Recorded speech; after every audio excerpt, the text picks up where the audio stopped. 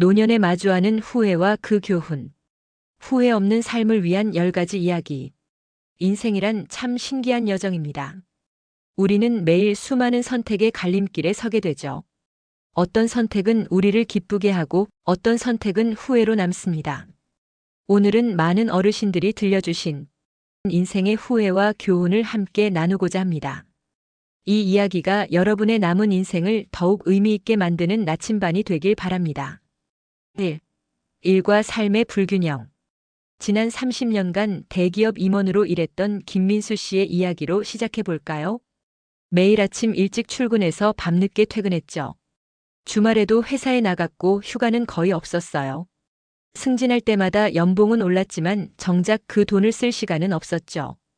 어느 날 문득 깨달았어요. 딸아이가 대학을 졸업한다는 연락을 받았을 때였죠. 그동안 딸의 학교 행사에 한 번도 참석하지 못했다는 게 생각났어요. 아내의 생일도 늘 회식 때문에 같이 보내지 못했고요. 일은 우리 삶의 중요한 부분이지만 전부가 되어서는 안 됩니다. 성공이란 단순히 높은 자리에 오르는 것이 아니라 일과 삶의 균형을 찾는 것에서 시작됩니다. 실천 팁. 매일 저녁 7시 이후는 가족과의 시간으로 정해보세요. 주말 중 하루는 반드시 가족과 함께하는 날로 정하세요. 일정표에 가족 행사를 먼저 표시하고 업무 일정을 조율하세요. 2. 감정 표현의 아쉬움. 서울에 사시는 78세 이영희 할머니의 이야기를 들어볼까요? 우리 세대는 감정 표현하는 것을 좋아하지 않았어요. 특히 부모님께 사랑한다는 말은 상상도 못했죠. 어머니가 돌아가시기 전날 병실에서 마지막으로 뵈었을 때도 그저 약 잘 드세요라는 말만 했어요. 지금도 그때 어머니 사랑해요라고 말씀드리지 못한 게 한이 됩니다. 손잡고 안아드리지 못한 것도요. 사랑은 표현할 때 비로소 완성됩니다. 말하지 않은 사랑은 전해지지 않습니다. 실천 팁. 하루에 한 번은 가족에게 사랑한다고 표현하세요. 감사한 마음이 들 때 바로 표현하세요. 문자나 편지로라도 마음을 전하세요. 3. 도전하지 못한 꿈.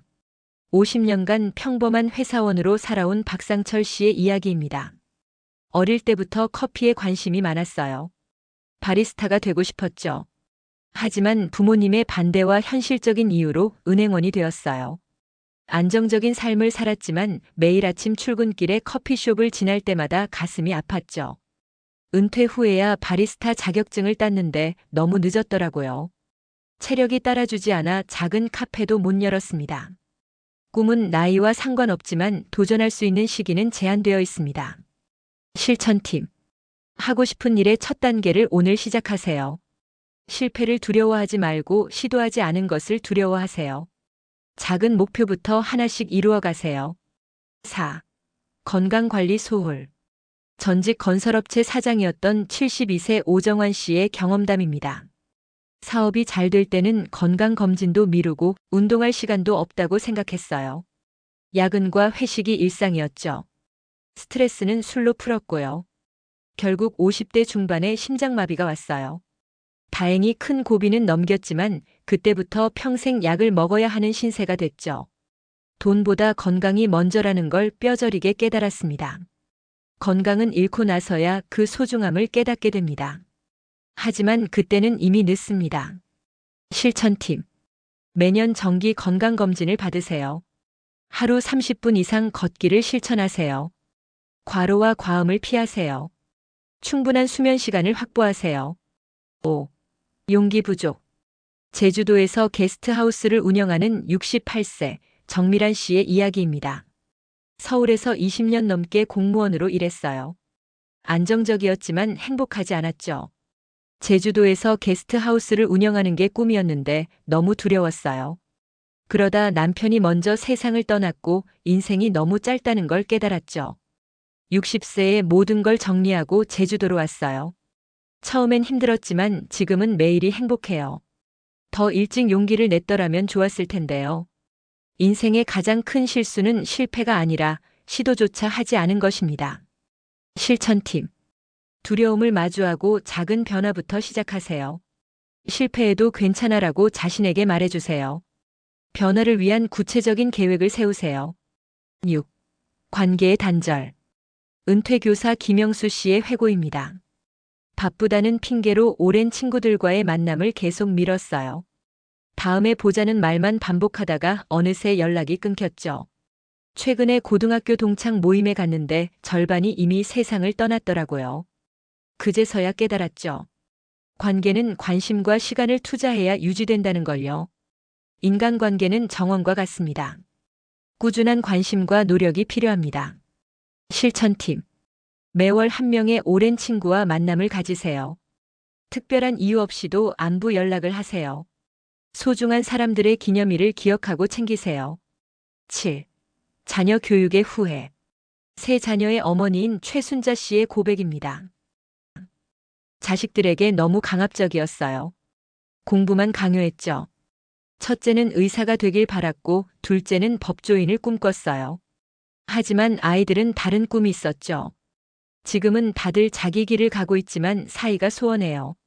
부모라는 이유로 아이들의 인생을 정하려 했던 게 너무 미안해요. 자녀는 우리의 소유물이 아닙니다. 그들의 꿈을 존중해주는 것이 진정한 사랑입니다. 실천 팁. 자녀의 이야기를 진심으로 경청하세요. 성적보다 과정을 칭찬해주세요.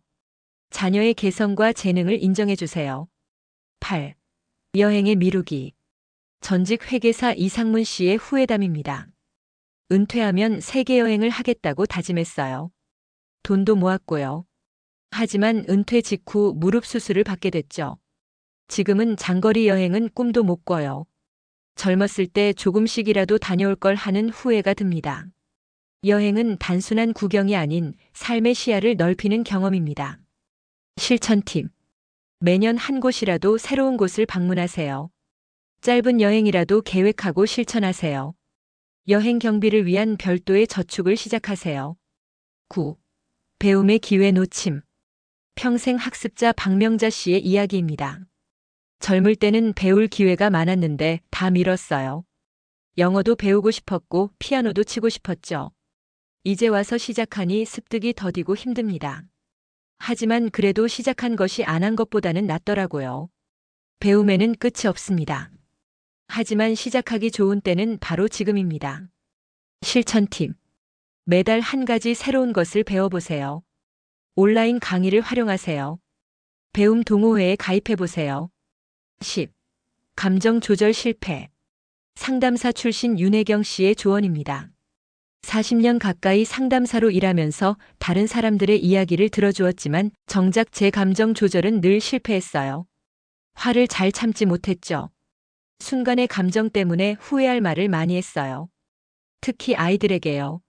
제 큰아들이 고3 때였어요. 대학 입시를 앞두고 많이 예민해져 있었죠. 어느 날 늦게 들어온 아들에게 너 때문에 내가 얼마나 고생하는 줄 아니? 라고 소리를 질렀어요. 그날 이후로 아들은 저와 마음을 나누지 않게 되었죠. 지금도 그 말 한마디가 가장 후회됩니다. 나중에 알게 됐어요. 그날 아들은 자신의 꿈인 음악대학 진학을 포기하겠다고 저에게 말하러 왔던 거였어요. 제 분노 때문에 그 이야기를 끝내 하지 못했죠. 결국 아들은 제가 원하는 대로 경영학과에 진학했지만 3년 만에 자퇴하고 음악의 길을 갔어요. 그때 제가 좀 더 침착하게 들어주었다면 아들이 그렇게 힘들어하지 않았을 텐데. 감정은 파도와 같습니다. 순간 높이 치솟았다가도 시간이 지나면 잔잔해집니다. 하지만 그 순간 한 말은 영원히 지울 수 없는 상처가 될 수 있습니다. 심리학자 김태우 교수는 이렇게 말합니다. 화가 날 때 우리의 뇌는 이성적 판단력을 잃습니다. 이때 필요한 것은 멈춤입니다. 6초만 참으면 충동적인 감정을 조절할 수 있다는 연구 결과가 있습니다. 실천 팁. 감정 일기 쓰기. 매일 밤 오늘 느낀 감정을 기록하세요. 어떤 상황에서 감정이 폭발했는지 분석하세요. 다른 대처 방법은 없었는지 고민해 보세요. 지금은 손주들을 볼 때 특히 조심해요. 순간의 감정에 휘둘리지 않으려고 노력하죠. 나이 들어 깨달은 게 있다면 진정한 강함은 감정을 다스릴 줄 아는 것이라는 거예요. 말은 한번 입 밖으로 나오면 활시 위를 떠난 화살과 같습니다. 결코 되돌릴 수 없죠. 이제 우리가 해야 할 일은 후회하지 않는 삶을 살아가는 것입니다. 너무 늦기 전에 사랑을 표현하고 도전하고 행복을 찾으세요. 인생은 한 번뿐입니다. 감사합니다.